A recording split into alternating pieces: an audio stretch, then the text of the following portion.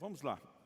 Nós vamos começar lendo Lucas capítulo 9, do versículo 57 até o 62. A versão que eu estou usando e que será projetada é a Nova Almeida Atualizada. Lucas capítulo 9, do 57 ao 62.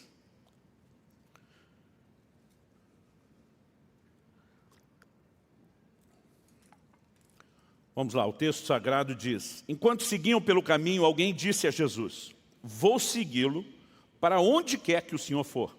Mas Jesus lhe respondeu: as raposas têm suas tocas e as aves dos céus têm os seus ninhos, mas o Filho do Homem não tem onde reclinar a cabeça. Outro disse, a outro Jesus disse: siga-me. Mas ele respondeu: Senhor, deixe-me ir primeiro sepultar meu pai. Mas Jesus insistiu: deixe que os mortos sepultem os seus mortos. Você, porém, vá e anuncie o reino de Deus. Outro lhe disse: Senhor, eu quero segui-lo, mas permita-me que antes disso eu me despeça das pessoas da minha casa.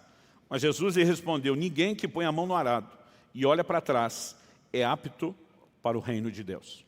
Eu quero tomar principalmente essa última frase do versículo 62, para que a gente possa dar uma atenção especial a ela. Ninguém que põe a mão no arado e olha para trás é apto para o reino de Deus. Você pode repetir isso comigo? Diga comigo: ninguém que põe a mão no arado e olha para trás é apto para o reino de Deus. O tema da minha mensagem hoje é não mais olhar atrás. E a primeira coisa que eu gostaria que nós considerássemos é que Jesus está, o versículo 57 diz que eles seguiam pelo caminho. Então, algo que o Senhor, nosso Senhor fazia junto com os apóstolos e muitas vezes muitos outros seguidores, era as viagens de cidade a cidade. Enquanto ele transiciona de um lugar para outro, alguém chega e, não estou recriminando, discriminando, nem falando mal, mas de oferecido, porque Jesus não parece ter perguntado absolutamente nada para ele, ele diz: eu vou segui-lo para onde quer que o Senhor for. Então, o Senhor está indo para não sei onde, eu estou indo atrás, de lá eu continuo na sua cola. Em outras palavras, está dizendo: eu quero ser um seguidor, eu quero ser um discípulo seu, eu quero ser alguém que te acompanhe. E nesse momento Jesus responde, o verso 58. As raposas têm suas tocas, em outras palavras, o seu canto de aconchego, a sua pequena casa, Ele diz: as aves dos céus têm os seus ninhos, está falando do seu lugar de conforto, proteção e moradia. Mas ele diz: mas o Filho do Homem não tem onde reclinar a cabeça. Em outras palavras, Jesus estava dizendo: avalie bem aquilo para o qual você está se dispondo. Ou como diz o ditado antigo nordestino, que você saiba onde é que está amarrando seu jegue, no que é que você está se metendo, porque se você de fato quer me seguir, você vai ter que abrir mão de conforto.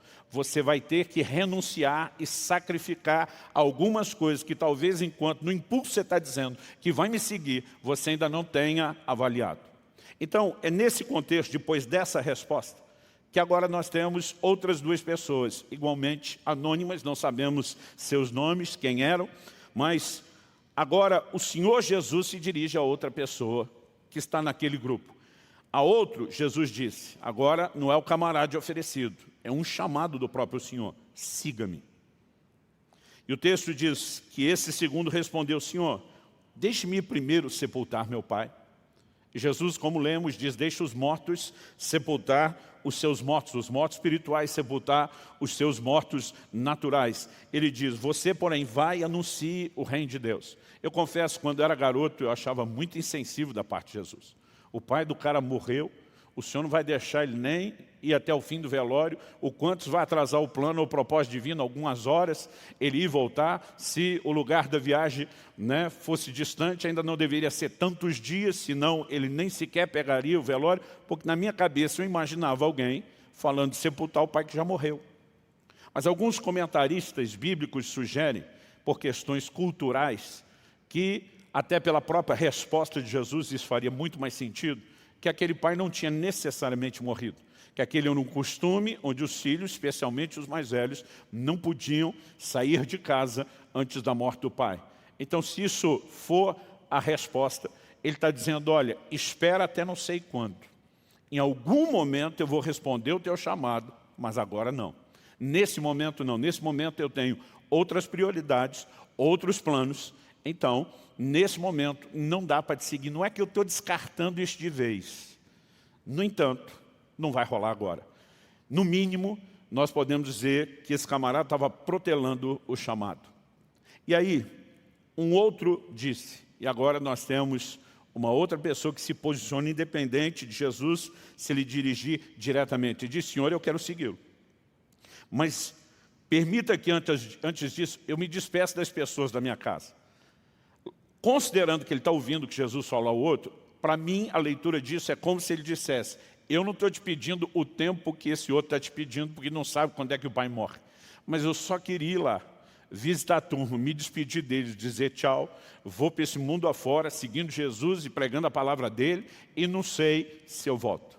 É nesse momento que Jesus responde, dizendo, ninguém que põe a mão no arado e olha para trás é apto para o reino de Deus. É lógico que o contexto da conversa envolve um chamado também para o ministério, para o trabalho.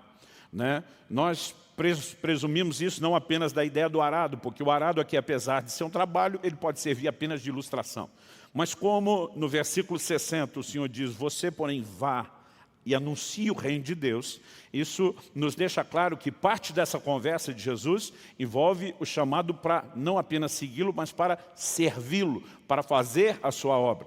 No entanto, nós entendemos e compreendemos que Jesus está trazendo uma resposta apresentando um princípio que serve para tudo na caminhada cristã. Seja a gente falar de vida cristã, da vida espiritual de cada um, da resposta a um chamado para a execução de uma missão. Jesus trata de um princípio, ninguém que põe a mão no arado e olha para trás é apto para o reino de Deus. Olhar atrás está relacionado com a ideia de mudar de ideia, de desistência. O conceito é esse. É lógico que eles conheciam muito bem o exemplo que Jesus estava dando. A maioria de nós que já ouviu falar do arado, nunca arou a terra. E dos poucos que fizeram isso, provavelmente fizeram com os maquinários agrícolas, e não necessariamente na forma como eles faziam.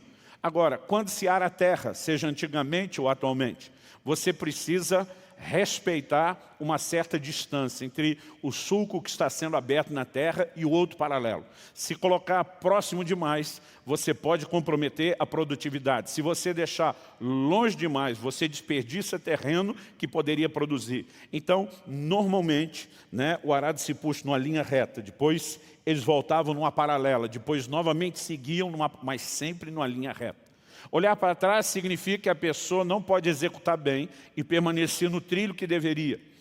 Olhar para trás também significa uma interrupção do trabalho. E qualquer uma dessas questões, elas, na verdade, acabam comprometendo aquilo que se espera.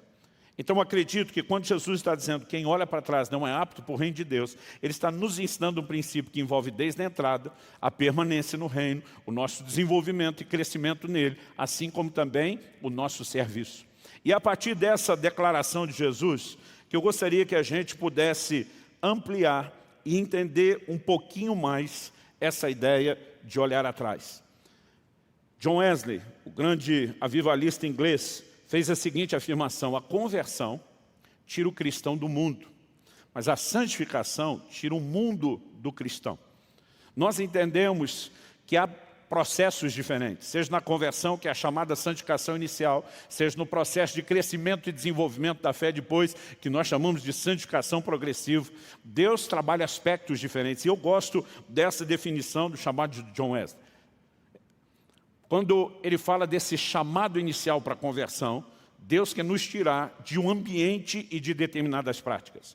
No entanto, depois que já estamos andando com Ele, resquícios que permaneceram em nós precisam ser tirados de dentro de nós. E esse já é uma segunda etapa do processo de santificação e do desdobramento divino. Quando falamos sobre não olhar atrás, eu acredito que nesses dois momentos, seja a hora de sermos tirados do mundo, ou depois na hora do mundo ser tirado de dentro de nós, eu vou explicar melhor isso. Eu acredito que o desafio de ter um posicionamento firme e não olhar atrás permanece de pé. Então eu quero começar falando em primeiro lugar, dessa primeira barreira ser rompida na hora da conversão. Depois, nós vamos falar de uma segunda barreira ser rompida no processo de santificação. Em terceiro e último lugar, como podemos permanecer firmes dentro do propósito divino e cumprir aquilo que se espera de nós. Então, a primeira barreira a ser abordada, acredito que tem a ver com esse apego que muitos vão demonstrar, aquilo no qual estão inseridos no momento em que recebem um chamado e um convite de Jesus. Há um texto muito conhecido, o Evangelho de Marcos é um desses relatos, mas em Marcos 10, do 17 ao 30, nós temos o relato do encontro de um jovem rico com Jesus. É alguém que se aproxima do Senhor, e ele diz: mestre, o que eu preciso fazer para herdar a vida eterna? Jesus diz para ele: guarda os mandamentos. Ele pergunta quais? Ele quer certificar. O Senhor diz, esse eu estou guardando desde a minha mocidade. Mas um dos evangelhos diz que Jesus o amou. E olhando para ele, disse: se você quer ser perfeito, se você realmente quer entrar num lugar de profunda satisfação, realização, utilidade ao reino de Deus, eu vou ir além da questão da vida eterna. Vai e vende tudo que você tem, dê aos pobres, e você terá um tesouro nos céus. É lógico que isso não é uma exigência de Jesus para todo e qualquer discípulo que abra mão de todas as suas posses. Mas para esse, aliás, esse é o único caso relatado nos evangelhos, para esse, o Senhor foi muito específico naquilo que pediu. Nós não estamos falando de alguém que estava tentando curtir a vida doidada, enfiado nos prazeres pecaminosos, alguém que está dizendo para Jesus: eu estou procurando andar na palavra, eu estou interessado na vida eterna. No entanto, quando Jesus tocou naquilo onde o seu coração estava preso, e alguém diz que a avareza é algo diferente de você ou da pessoa possuir algo. A avareza é caracterizada quando as coisas nos possuem. E quando Jesus toca nesse ponto, a Bíblia diz que o jovem vira as costas, entristecido. A Bíblia diz porque ele tinha muitos bens. É como se ele dissesse: isso eu não dou conta de largar, isso eu não posso abrir mão. Na verdade, há muitas pessoas que chegam perto, no limiar. Um certo escriba com quem Jesus falou, Jesus reconheceu que ele estava próximo do reino de Deus. Há interesse, há proximidade, mas na hora de tomar um posicionamento, na hora de tomar uma decisão, alguns simplesmente dizem: não, se envolver tudo isso que você está me dizendo, eu não quero. E é quando pessoas como esse jovem acabam voltando atrás. Nós precisamos entender com clareza que ao decidir Jesus, ao decidir por Jesus ou por segui-lo, nós teremos, como preguei há um tempo atrás aqui, perdas e ganhos. O Evangelho propõe ganhos que são muito melhores e maiores do que as perdas. Mas nós não podemos falar de um Evangelho bíblico que não envolve renúncia, que não envolve sacrifício, que não envolve abrir mão de determinadas coisas das quais nós precisamos desistir. Paulo diz em Filipenses 3, o que para mim antes era lucro, tinha valor, se tornou perda. E ele apresenta essa ideia dizendo: eu descobri em Jesus alguém tão importante, tão essencial, tão valioso, tão extraordinário, tão glorioso, que qualquer coisa que antes tinha importância diante dele não tem mais. E é esse entendimento que leva alguém a dizer: eu abraço qualquer renúncia, eu deixo para trás o que precisar ser deixado para trás, eu não vou hesitar em segui-lo, em estar conectado com ele. No entanto, nós vemos pessoas que, apesar de ouvirem a palavra de Deus, eles não conseguem ter o posicionamento de virar as costas para algumas coisas e acabam virando as costas para o Senhor Jesus. Hoje em dia, um evangelho que vem sendo pregado, esse problema não é de hoje. Diz respeito a tentar agradar os outros. Isso tem algo a ver com a natureza humana, tanto os que querem ser agradados como aqueles que querem agradar. Isso é algo antigo, remonta ao início do Evangelho, mas talvez como nunca antes. Porque o próprio Paulo, escrevendo a Timóteo, diz: nos últimos dias os homens serão egoístas. Ele não está dizendo que só haveria egoísmo no tempo do fim. Ele está dizendo que uma marca acentuada é que eles seriam egoístas, amantes de si mesmos e dos prazeres, que eles procurariam mestres que falassem aquilo que eles gostariam de ouvir. E nós estamos vivendo um tempo onde, em vez das pessoas moldarem suas vidas, ajustarem suas vidas ao Evangelho, o Evangelho começou a ser ajustado ao interesse de muitos. E é nesse momento que a parte de qualquer tipo de perda ou sacrifício é colocado fora. O Evangelho é apresentado apenas como um Evangelho de ganhos, e nós erramos. né? Erramos porque estamos violentando declarações muito específicas da Bíblia. O Senhor Jesus, ainda que ele estivesse falando com aquele rapaz, não de um pai que já havia morrido naquele instante, ele disse, deixe os mortos sepultar os seus mortos, você vai anunciar o reino de Deus. Em outras palavras, ele está dizendo, o chamado que eu estou te apresentando envolve um sacrifício e provavelmente, quando chegar esse dia, você não estará lá para poder sepultar o seu pai. Não significa que porque nós não estamos mencionando, né, um velório que já estivesse acontecendo, que não significaria abrir mão de alguma coisa. O outro diz, pelo menos me deixa despedir. Né? É como se ele dissesse, eu não quero uma enrolação do tamanho ou do tempo da dele, mas será que eu posso negociar? E a maneira como Jesus se posiciona diante de cada um deles. Interessante que o que se oferece, Jesus diz, pensa bem. Para o outro que ele chama, ele diz, você precisa entender a dinâmica do chamado e a sua responsabilidade de resposta. Para cada um, ele está oferecendo um posicionamento. Para o primeiro, ele diz, eu não quero que você entre no negócio sem saber onde está se metendo. O outro diz, para você entender o nível do que você está se metendo, entenda a dimensão de renúncia que você tem que praticar. E a história segue. Isso significa o quê? Nós precisamos ter uma compreensão. Talvez você diga, pastor, o senhor está pregando para mim que já me converti, que já saí do mundo, mas você é alguém que vai replicar o evangelho de Cristo a outros. E a pergunta é, como você vai replicar o evangelho? Apenas dizendo às pessoas que não existe nenhum tipo de renúncia, que elas não têm que desistir de coisa alguma.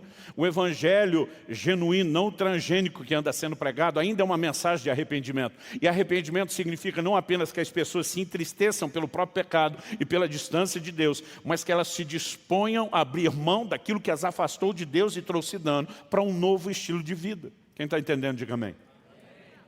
Anos atrás, eu estava assistindo um filme, eu não me lembro o título original, mas aqui no Brasil ele foi divulgado com o título Fogo contra Fogo. Para quem gosta de um filme policial e de ação, eu achei um filme muito interessante. Existe um momento onde dois ícones, um policial e um bandido, estrelados por nada mais, nada menos do que Al Pacino e Robert De Niro, eles têm um diálogo que, assim, é considerado um dos grandes destaques do filme. O policial está dizendo para o bandido, eu ainda vou pegar você, eu vou ficar na sua cola, você vai dar motivo, você vai dar um escorregão, eu vou prendê-lo, né? E o outro responde da seguinte forma.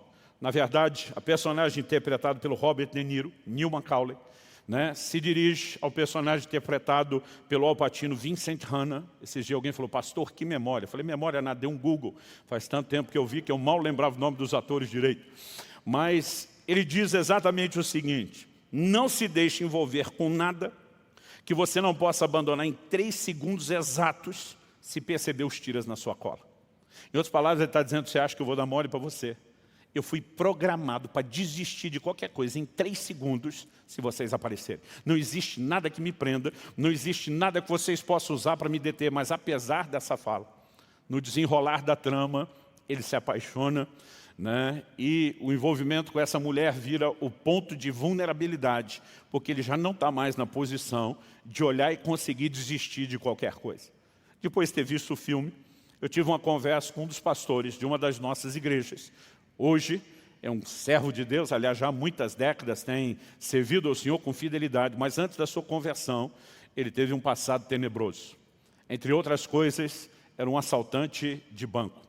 E no dia da conversão dele, ele estava sentado num carro com uma escopeta carregada do lado da porta. Eles, na verdade, estavam em 2 carros, eram 10 ou 11 pessoas, não me lembro se era ele mais 10, né, ou ele mais 11, mas ele me disse o seguinte, um jovem passou na rua evangelizando, entregou pela janela do carro um folheto, uma mensagem, né? Ele pegou aquilo muito mais para se livrar do rapaz do que qualquer coisa, mas quando olha, era um folheto da Sociedade Bíblica do Brasil e tinha transcrição de um texto bíblico de 1 Coríntios 13, destacando que o mais importante é o amor. Ele me disse, Luciano, aquela mensagem não explicava nada, mas a hora que eu peguei aquele folheto na mão, um terror, não era um medo qualquer, tomou conta de mim. Ele diz, eu era um dos poucos daquele bando que nunca assaltou drogado. A maioria, né, precisava normalmente de algo para encararem seus medos. A maioria usava cocaína. Ele falou, eu nunca. Eles me chamavam de sangue frio, de sangue de barata. Ele falou, eu nunca tive medo, nunca tive sentimento nenhum na hora de fazer aquilo que eu fazia, mas pela primeira vez eu tive medo. Olhando para aquele papel, é como se o papel me mandasse uma mensagem completamente diferente do texto bíblico e dissesse, é a sua última oportunidade. Ele, tomado por aquele pavor, virou para o pessoal e disse, gente, eu estou fora. Os caras, você está maluco? É o maior serviço que nós já fizemos, eu estou fora. Vocês estão em bastante gente, vocês se viram sem mim, eu não quero deixar ninguém na mão, mas vocês vão entender, chegaram no acordo, disseram, você não vai ficar com nada da partilha, e diz, não me importa, eu estou fora. E ele sai daquele carro e corre atrás do jovem que continua distribuindo folhetos. E diz, se eu quiser entender mais sobre a Bíblia e Deus, o que é que eu faço? O cara diz, vou te dar meu número de telefone. Bom, entre ele pegar o número de telefone e ir não muito longe, aquele assalto deu tudo errado. Todo o restante do bando foi executado pela polícia. Ninguém sobreviveu. Quando ele viu aquilo, ele entendeu que a mensagem que ele havia recebido, a sua última chance, era sério. E ele diz, eu tenho que responder a Deus. Ele liga para aquele jovem, porque agora não tem mais onde encontrá-lo. Ele diz, lembra que você entregou um folheto para uma pessoa que perguntou se quiser saber mais, você me deu o telefone. Ele disse, sou eu. E contou a história dele. Esse jovem disse para ele, eu quero encontrá-lo. E eu quero que você me leve na sua casa, aonde você mora. Ele diz, Luciano, havia até um protocolo para entrar naquela favela. Ele diz, mostrei casa, tudo que eu tinha, carro na garagem. E ele me perguntou, isso tudo é produto de roubo? Ele falou, e eu disse, é. Ele me disse assim, se você quiser ajuda, você tem que sair daqui sem pegar nada. Nem uma meia, coisa nenhuma. Você não leva nada a não ser a roupa do corpo e os documentos. Se você estiver disposto a virar as costas para isso tudo, eu tenho algo para te oferecer. Se você não tiver, nós não temos mais o que conversar. Esse nosso amigo olha para ele e diz, para onde eu vou? Ele diz, até que a gente arrume algum lugar, estou te levando para casa. Gente, um jovem recém-casado, pegando um criminoso, confesso, e dizendo, eu vou te recolher dentro de casa, porque eu acredito no poder do Evangelho e em como o Espírito Santo me dirigiu. Eu perguntei para ele, e a frase do Robert De Niro? Valia para vocês, aquele negócio que está no filme. Ele falou, pastor, isso sempre valeu. Muitas vezes, quando a gente era pego, todo o produto do roubo e às vezes de outros era usado para negociar uma liberação. Ele diz, infelizmente, existe corrupção em todos os níveis, o que não significa que todo mundo, seja polícia ou judiciário seja, mas existe. Ele falou, a gente abria mão de qualquer coisa. Ele diz, naquela hora, eu decidi usar o mesmo argumento para conseguir o que eu tinha de melhor e me livrar do que havia de pior. Não era apenas uma vida no crime, era terminar como os meus amigos, não apenas com morte precoce, mas indo para um inferno sem Deus. Ele diz, naquele dia, eu virei as costas para tudo aquilo e nunca mais. Décadas se passaram, né? Ele tem servido a Deus com fidelidade. Ele diz, nunca mais me permiti olhar para trás. Quem está entendendo a mensagem do Evangelho? Matthew Henry, um grande comentarista bíblico, né, praticamente contemporâneo de Wesley, dizia, a primeira lição na escola de Cristo é a abnegação. E nós precisamos entender que essa lição é apresentada já de cara para aqueles que precisam de um posicionamento para aceitar o convite de Cristo. E o Senhor está dizendo, eu espero que você vire as costas para tudo, mas nunca vire as costas para mim. E ele diz, quem olha para trás, quem vai considerar o que está ficando, não é apto para o reino de Deus. Essa é a primeira barreira, a barreira da conversão. Vamos falar da segunda barreira, que é a barreira da santificação.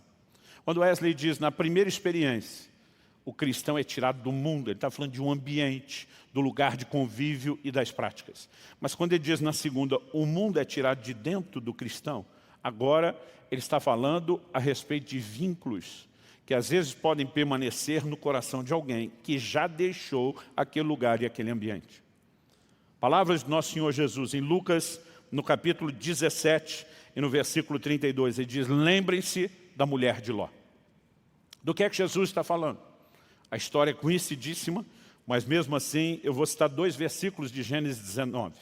né? No capítulo 19 nós temos o versículo 17, onde o anjo dá uma instrução, e no 26 nós temos o relato do que acontece quando a instrução do anjo que tira a família de Ló, lá de Sodoma e Gomorra, quando ela é desobedecida. No verso 17, o texto diz assim: havendo-os levado para fora, um deles disse: corra para sair daqui com vida, não olhe para trás. Repita isso comigo: não olhe para trás. Ele diz: não olhe para trás, nem pare em toda a campina, fuja ao monte, para o monte, para que você não morra. Mas no verso 26 a Bíblia diz: e a mulher de Ló olhou para trás e virou uma estátua de sal. Esse é um daqueles textos bíblicos de estilo Jonas, no ventre um grande peixe, que as pessoas contestam e dizem: não deve ter sido bem assim. Jesus valida o episódio e diz: lembrem-se da mulher de Ló. Romanos 15:4 diz que tudo foi escrito, que foi escrito para nosso ensino foi escrito. Paulo diz em 1 Coríntios 10:11 que essas coisas registradas, essas histórias da antiga aliança, elas foram escritas para nossa advertência. Agora Jesus está sendo específico: lembre-se da mulher de Ló. O que é que Jesus quer dizer com isso? Vocês também não podem olhar atrás. Agora, vamos considerar a história da mulher de Ló. Ela, junto com seu marido, com as suas filhas, já tinham saído de Sodoma e Gomorra, uma figura do mundo e de um ambiente de prática intensa de pecado. Deus já os havia tirado de lá. Então nós não estamos falando de algo que figura o cristão saindo do mundo, eles já tinham saído. Mas o que significava aquela olhada para trás? Saudade daquilo que você deixou. Então, quando falamos do mundo ser tirado de dentro de nós, significa que no meu e no seu coração não deve haver saudade de nada que nós abandonamos. A palavra traduzida olhou, quando fala de olhar para trás, do original hebraico ali, em Gênesis 19, é nabat, e significa contemplar, mostrar consideração a, prestar atenção. Não aquela olhadinha rápida de rabo de olho. É aquilo que a gente definiria como uma boa encarada. Era um olhar de saudade. Perdemos tudo isso, tudo que ficou para trás. E sabe, muitas vezes as pessoas, em vez de celebrarem a salvação, elas acabam mais sofrendo aquilo que deixaram para trás. Eu me lembro de um amigo, pastor de uma igreja que eu preguei no entorno de Brasília, numa das cidades satélites. Eu não sei como nós entramos nessa conversa, mas de repente ele falou: cara, você não sabe o que me aconteceu aqui algumas semanas atrás.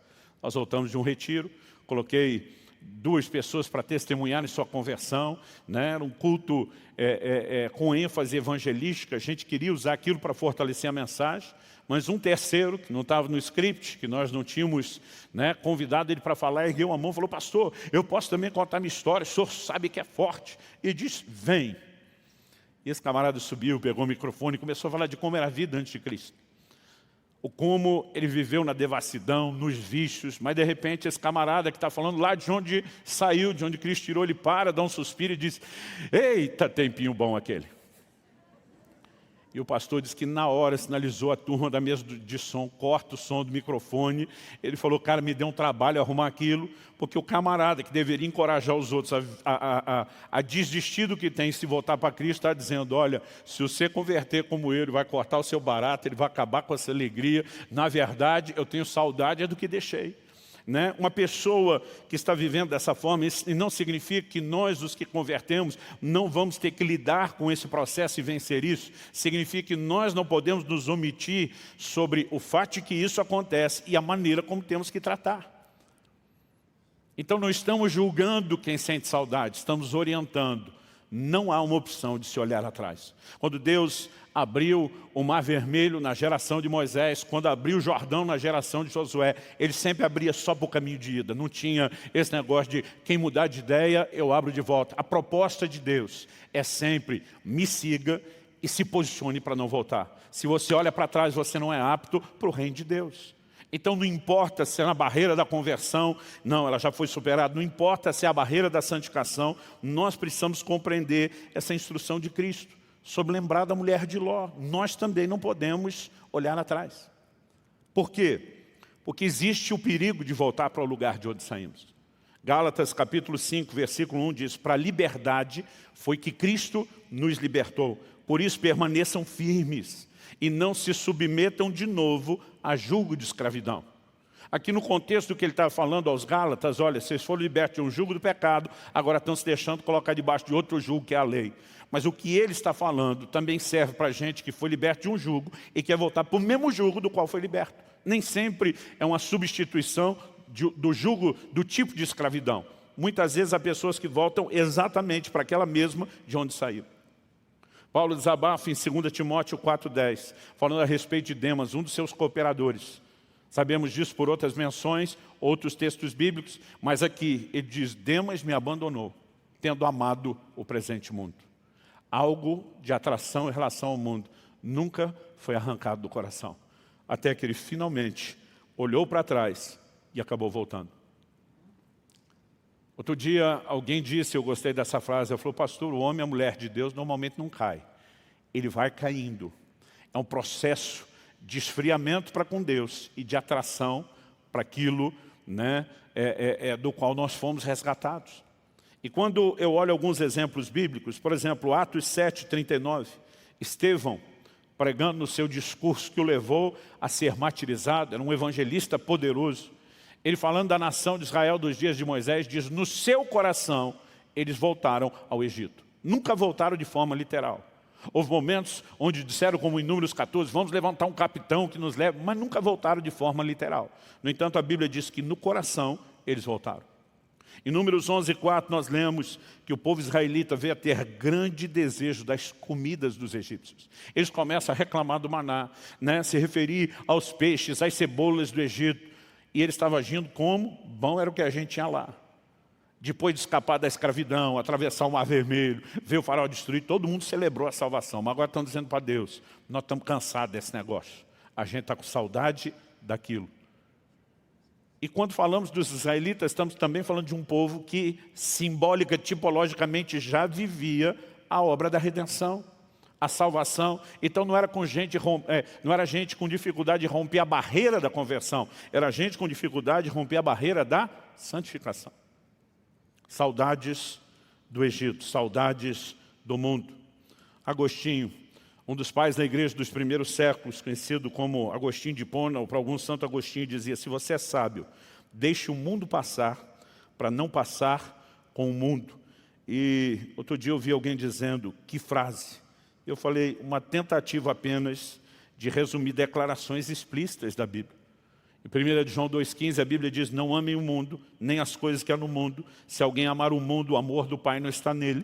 Porque tudo que há no mundo, os desejos da carne, os desejos dos olhos, a soberba da vida, não procede do Pai, mas procede do mundo. Verso 17 de 1 João 2 diz, ora, o mundo passa, bem como os seus desejos, mas aquele que faz a vontade de Deus permanece para sempre.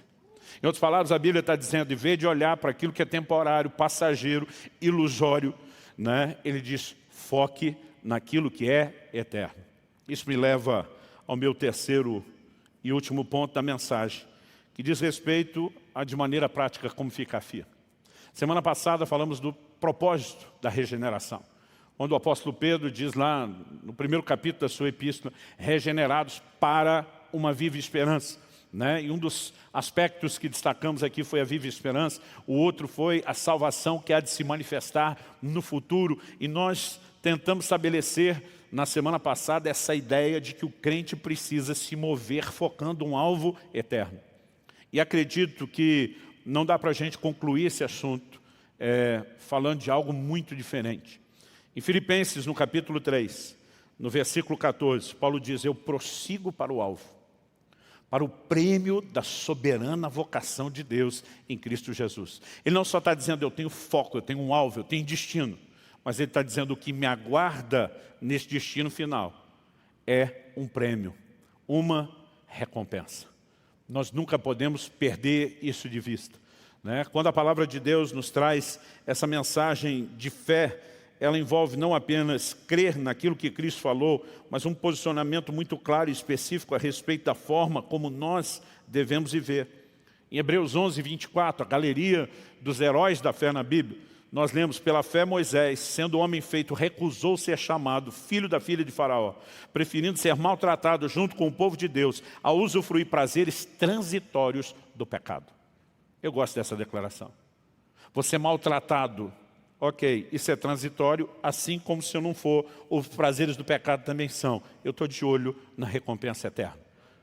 Então, eu prefiro abrir mão de prazer transitório para ter prazer eterno. Eu prefiro sofrer temporariamente, mas ser consolado eternamente. Essa foi a escolha que ele fez. A Bíblia diz, ele entendeu que ser desprezado por causa de Cristo era uma riqueza maior do que os tesouros do Egito, porque contemplava a recompensa. Como é que Moisés conseguiu dizer, o Egito não me interessa, ser filho da filha de Faraó, né? Estar dentro da família real não tem valor nenhum, eu prefiro levar esse povo que não vai me reconhecer como líder pelo caminho, eu sofro o que for. A Bíblia diz que ele estava de olho numa recompensa, a Bíblia diz que ele entendeu, e isso nos ensina em figura, que os tesouros de Cristo precisam valer muito mais do que qualquer coisa que você ou eu possamos achar interessante ou valiosa nesse mundo.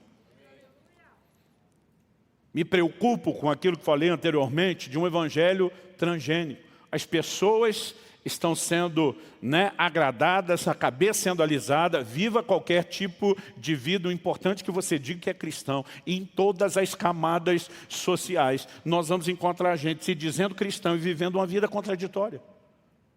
Você consegue imaginar uma nação que tem praticamente quase o mesmo número que nós temos de convertidos, de desviados? Agora, o problema não são só os que se desviaram, são aqueles que desviados professam a fé ou não se admitindo desviados, acho que são parte desse outro lado. E vivem uma vida onde eles não querem abrir mão de coisa nenhuma. Eles estão tentando adaptar o evangelho às suas vidas, e não o contrário. Ouvi uma história de um pastor do estado de Minas Gerais que estava pregando no Rio de Janeiro e disse que quando parou junto com o seu anfitrião no posto para abastecer, foram assaltados. Já perceberam, dois encostando, um do lado de cada porta e janela, perdeu, desce do carro, né? E disse que esse pastor, o de Minas, contou a história, disse que estava com a Bíblia em cima do painel. Aí o que o abordou do lado do passageiro, viu a Bíblia, falou, vocês são crentes? Ele falou, somos pastores. Ele falou, eu também sou, a paz do Senhor, irmão.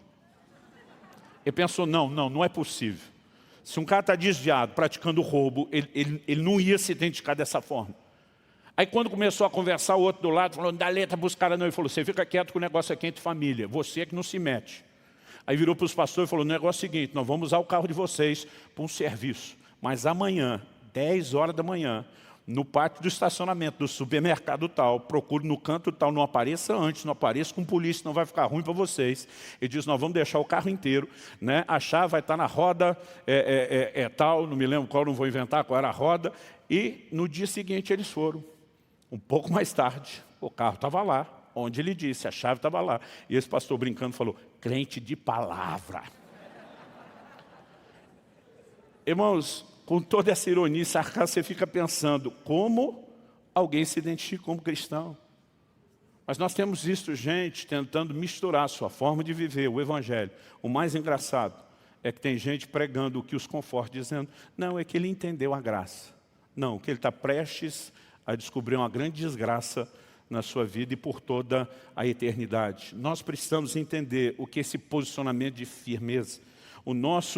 A nossa postura de renúncia não nos faz merecedores. É apenas para honrar aquele que nos chamou sem mérito nenhum e nos disponibilizou tudo aquilo que ao decidir segui-lo, virando as costas para o resto e não para ele, nós teremos direito e acesso.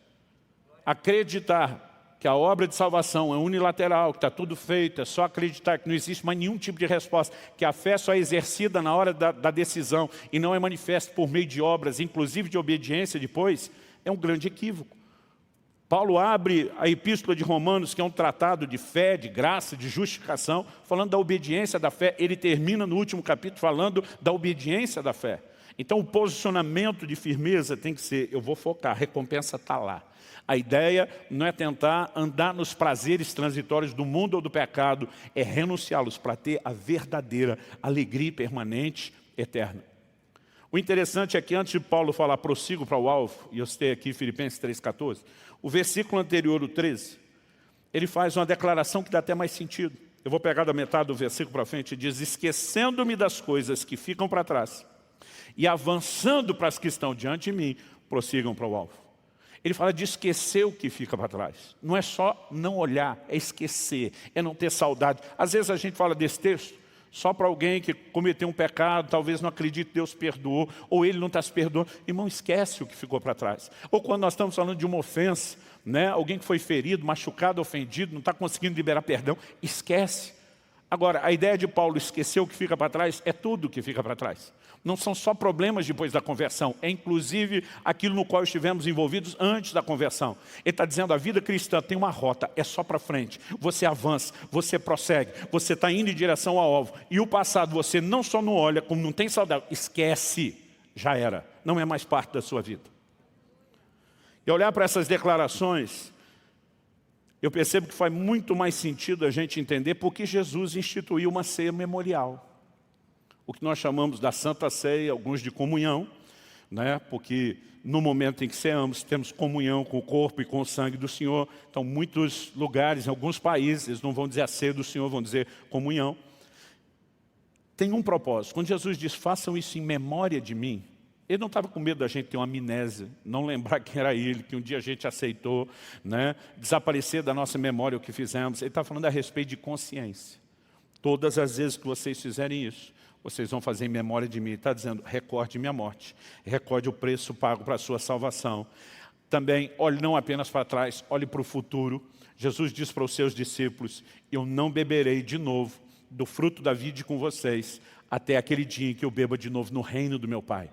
Jesus prometeu que um dia vai cear conosco. No Evangelho de Lucas diz que nos assentaremos à mesa e Ele, não apenas os anjos, Ele nos servirá. Meu irmão, você consegue imaginar o que é isso? Então, a semelhança de Moisés, nós precisamos conseguir mirar recompensa para não distrair com prazeres transitórios. Agora, em 2 de Pedro, no capítulo 1, eu vou ler dos versículos 9 ao 11, mas já no 5 ele começa dizendo, acrescentem a fé de vocês. Ele está dizendo, a fé está aí, você crê em Jesus? Ok. Agora, acrescente à fé outras virtudes.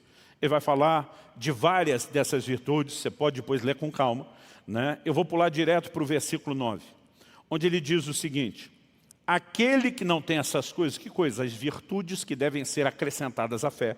Aqueles que não têm essas coisas é cego, vendo só o que está perto, e se esqueceu da purificação dos seus antigos pecados.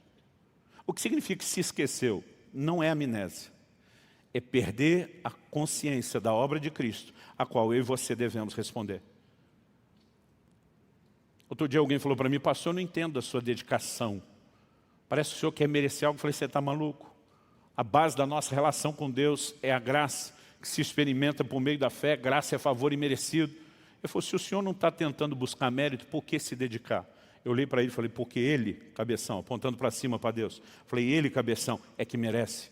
Não é porque aquilo que eu faço não vai gerar mérito para mim que eu não vou honrar aquele que merece todo o nível de resposta da minha parte. Em Filipenses 1, o apóstolo Paulo diz lá no verso 27, vivei de modo digno da vocação com que vocês foram chamados. Mas vamos continuar o texto de Pedro aqui. 2 de Pedro 1, eu li o 9. Depois de dizer que alguém está vendo só o que está perto, não vislumbra o futuro alvo, ele esqueceu da purificação dos pecados, ele diz, por isso, irmãos, procurem com empenho cada vez maior. Essa ideia do empenho cada vez maior fala da nossa responsabilidade, da nossa dedicação. Pastor, eu estou num nível de empenho como eu nunca tive antes, mas Pedro está dizendo com empenho ainda maior. Maior do que você tinha antes, maior do que você tem agora, que era maior do que tinha antes. Continue crescendo na sua dedicação. Então ele diz, procurem com empenho cada vez maior confirmar a vocação e a eleição de vocês. Eu não sei como alguém lê uma declaração dessa e diz a salvação é um ato unilateral soberano de Deus. Ele decide quem entra, ele decide quem não entra e ninguém tem nada a ver com isso. O que significa confirmar a vocação? Se tudo está tão selado, estabelecido, não há nada que eu e você façamos que vá mudar isso, a gente não precisa confirmar nada. Agora, se temos a responsabilidade de confirmar, é porque as coisas não estão totalmente definidas, embora nos sejam muito favoráveis. Eu simplesmente não consigo nem concordar e nem entender a declaração proclamada em muitos meios cristãos. Uma vez salvo, salvo para sempre. Não importa o que você faça. Quando Jesus voltar, os crentes serão arrebatados dos motéis, mesmo que não estejam com seus cônjuges, das baladas, não importa o que estão fazendo, porque é a graça de Deus. A mesma graça que nos acompanha, ela precisa nos empoderar na nossa resposta de mudança de vida, gente. Há uma responsabilidade. Agora, olha o versículo 11 no final de tudo. Pois dessa maneira, acrescentando à sua fé as virtudes, empenhando-se cada vez mais, com a diligência cada vez maior, com a dedicação cada vez maior, confirmando a vocação e eleição, e diz, dessa maneira é que lhe será amplamente suprida a entrada no reino eterno de nosso Senhor e Salvador Jesus Cristo. Isso significa que sozinhos, obviamente não haveria salvação, não estamos sugerindo isso. Mas que se nós não interagimos e não correspondemos com o Senhor para permanecer no caminho, nós estamos jogando fora o favor imerecido da salvação. Qual é a nossa responsabilidade? Como ficar firme, mirando o alvo? Deus começou, Ele vai concluir a obra, nós ainda precisamos chegar lá. O objetivo final da minha e da sua fé, como disse Pedro, e nós destacamos aqui semana passada, é a salvação das nossas almas. E ele está falando de uma dimensão que ainda não se completou, embora tenha sido começada. Quem está entendendo, diga amém. Vamos ficar em pé para parecer que está acabando. Olhe para cá um instante, eu quero que você considere algo antes de nós orarmos. Deus nos fez promessas extraordinárias. Em Mateus 28, 20, Jesus diz, eis que estou convosco todos os dias, até a consumação dos séculos, até que tudo se acabe, até que esse mundo termine. Eu estou com vocês, eu não deixo nenhum de vocês, não vou abandonar nenhum de vocês. Aliás, em Hebreus capítulo 13, versículo 5, Deus diz, eu nunca te deixarei, eu jamais te abandonarei. Não é extraordinário você ver um Deus que diz, eu não viro as costas para você, eu não te deixo. E a Bíblia diz que Ele é fiel mesmo quando não somos. Agora, o que não faz sentido para mim, uma vez que quando a Bíblia fala de Cristo e a igreja apresenta a visão do noivo e da noiva, é a gente imaginar que o compromisso de não abandonar é só dele, e que eu e você não temos nenhum compromisso com ele de não abandoná-lo.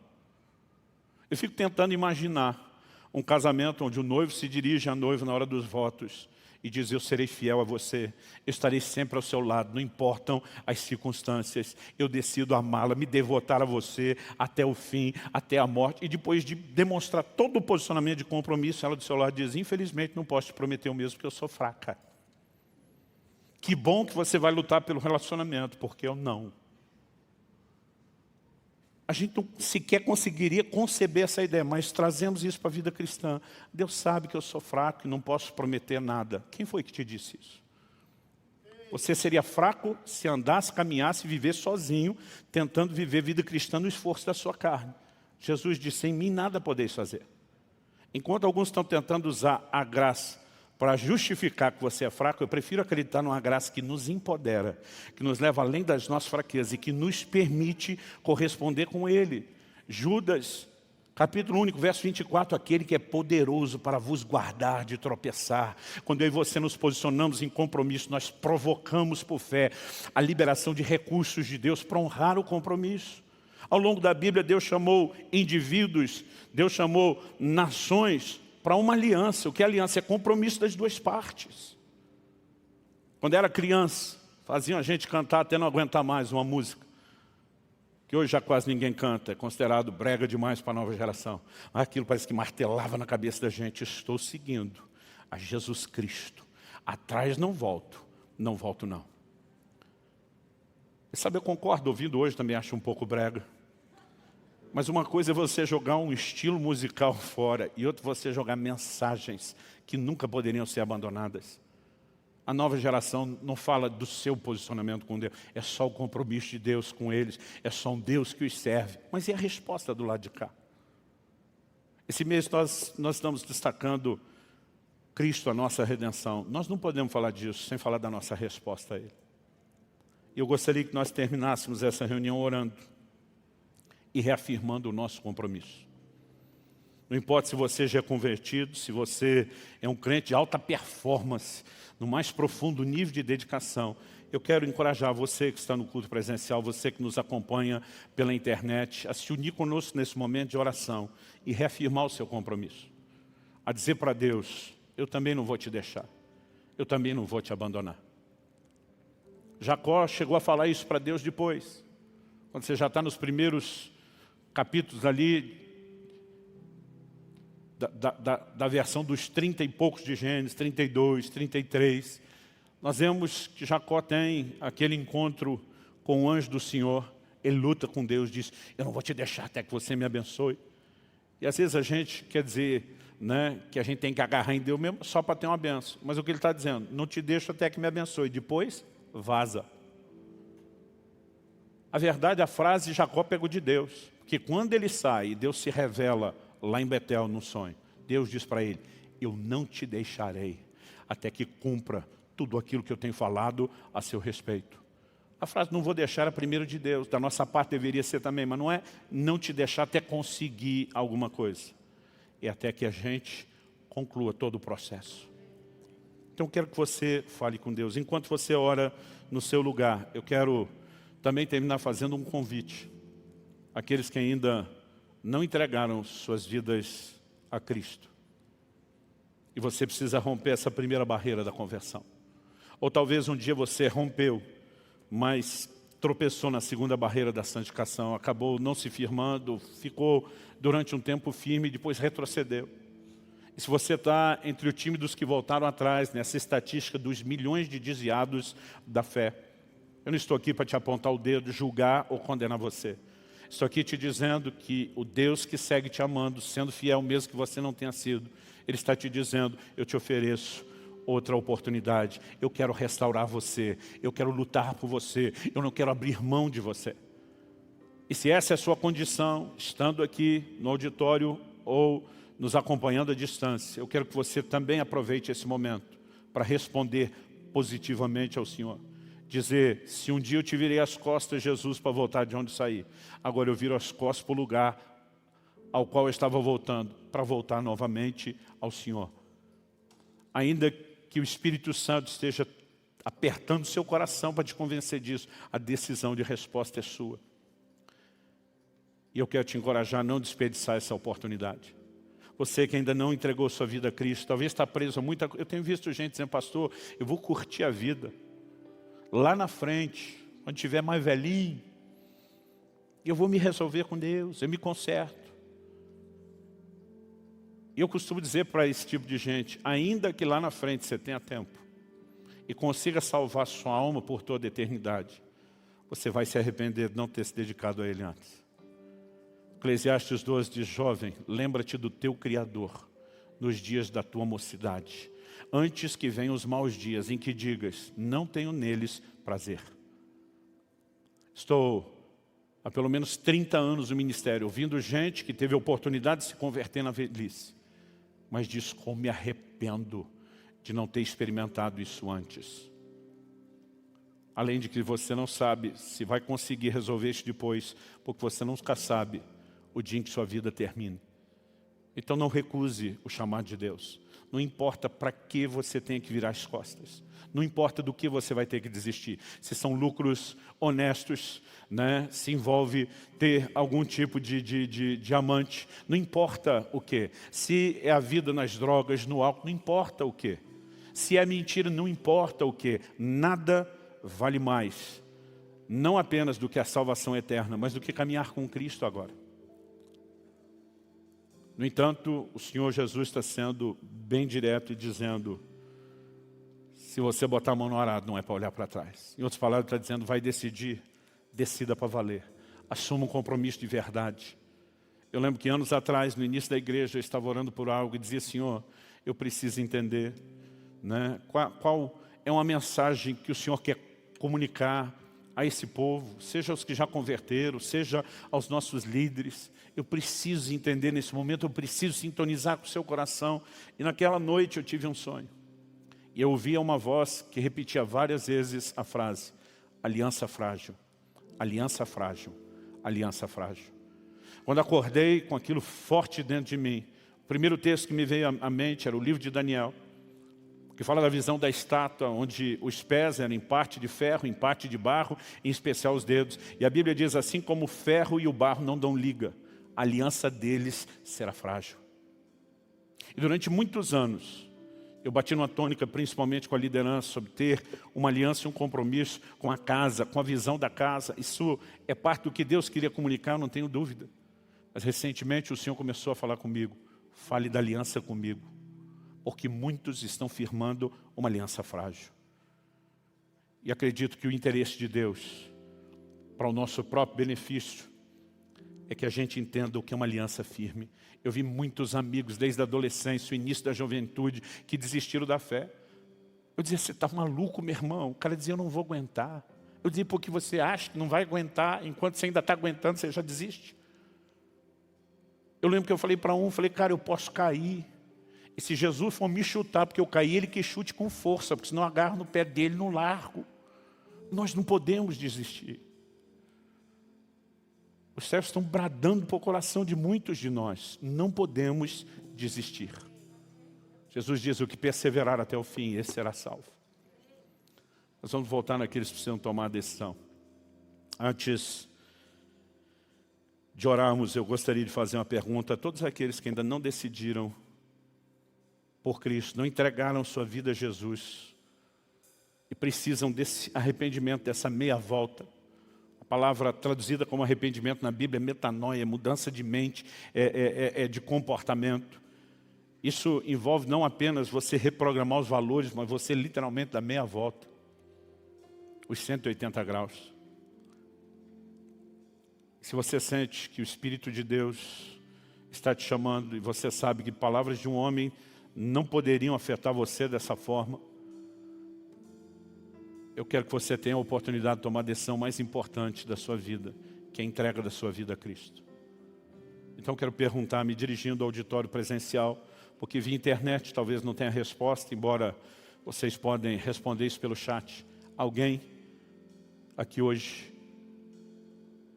que quer tomar essa decisão pela primeira vez de entregar a sua vida a Cristo, ou que se afastou, se desviou, entende a necessidade, a importância de se reconciliar com Jesus e começar e realmente firmar, não uma aliança frágil, mas firme e forte com Ele, se há. Nós queremos que você aproveite esse momento. E se você quer tomar uma dessas duas decisões, de se entregar a Cristo pela primeira vez ou de se reconciliar com Ele, eu quero que você dê um sinal com a sua mão bem alta, onde você estiver. Eu quero orar com você. Alguém aqui que queira tomar essa decisão, se houver, nós queremos orar com você aqui agora, não deixe para depois. Mesmo se ninguém, graças a Deus, quem mais? Eu sei, gente, que se envolve luta. Talvez você está fazendo as contas aí na sua cabeça. O que é que eu tenho que abrir mão? Eu dou conta. Sozinho provavelmente não. Mas realmente se lançando em Deus e usando os recursos dele, você não apenas dá conta, mas vai usufruir o que de melhor você jamais poderia sonhar ou imaginar. Há mais alguém? Eu muitas vezes falo com pessoas e diz, pastor, eu queria levantar minha mão, parece que o braço pesava 1 tonelada. Tem gente que diz, eu queria sair do meu lugar e ir à frente, parece que parafusar o meu pé no chão. Há uma luta no reino espiritual tentando impedir sua resposta. Porque o reino das trevas também não quer abrir mão de você. Mas na autoridade do nome de Jesus, eu quebro toda a cadeia e amarra espiritual. Eu declaro cada pessoa nesse ambiente e que nos acompanham nessa transmissão agora livre para responder ao apelo do Espírito Santo em nome de Jesus. Há mais alguém? Pastor, eu até acho que está tudo legal, resolvido, glória a Deus. Mas embora na minha cabeça está dizendo, não, você não precisa disso, meu coração está me apertando. É como se algo falasse, vai lá. Talvez você diga, pastor, não estou nem entendendo. Na boa eu acho que eu estou resolvido. Mas se algo está apertando seu coração e te chamando a um posicionamento, eu quero mais do que só erguer a mão com os outros. Eu quero cada um de vocês que ergueu a mão, ou que ainda não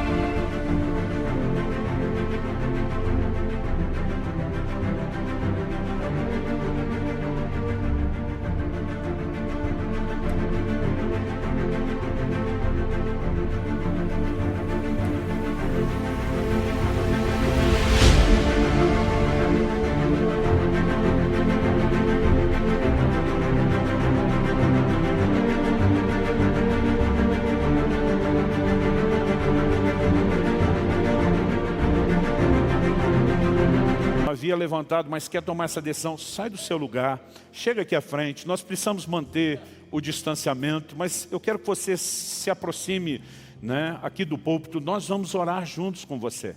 Nós queremos orar agora, nesse momento.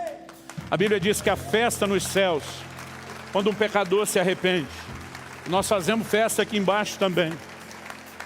Então nós não estamos chamando você aqui à frente para te expor. Você tem aqui uma torcida. É gente que nesse momento está orando por você, desejando ver mudança na sua vida. Há mais alguém? Se houver, corra para cá.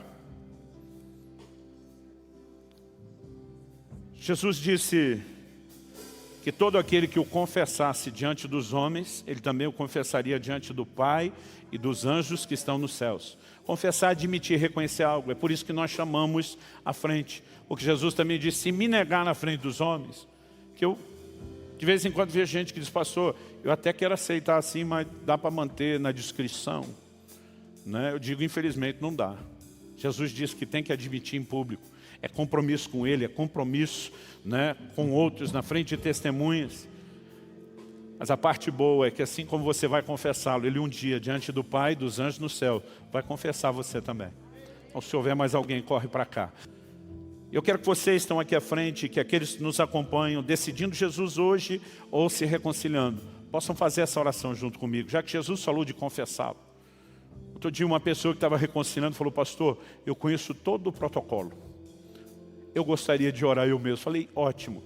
Mas às vezes eu desafio pessoas que dizem, eu estou chegando, não estou entendendo, você pode me ajudar, como é que eu faço a confissão? Então é isso que nós vamos fazer agora. Se depois de eu fazer essa declaração, você no seu coração disser, eu concordo, eu posso repetir e declarar isso com sinceridade e fé. Então quero que depois de mim você fale em voz alta. Né? Vocês vieram aqui à frente, você que acompanha essa transmissão, diga comigo, Senhor Jesus, eu reconheço minha condição de pecador. E eu reconheço que o Senhor é a provisão divina para minha salvação e de todos os homens. Me arrependo dos meus pecados, de ter andado nos meus próprios caminhos. E hoje eu me volto para o Senhor. Eu invoco o Teu nome, Jesus. E a salvação que há no Teu nome. E a partir de hoje, eu declaro que o controle da minha vida é todo Teu, Jesus. Muda a minha história. Muda a minha vida. Eu declaro em nome de Jesus que a partir de hoje sou Teu e que é um novo tempo. Em nome de Jesus. Amém. Amém. Glória a Deus.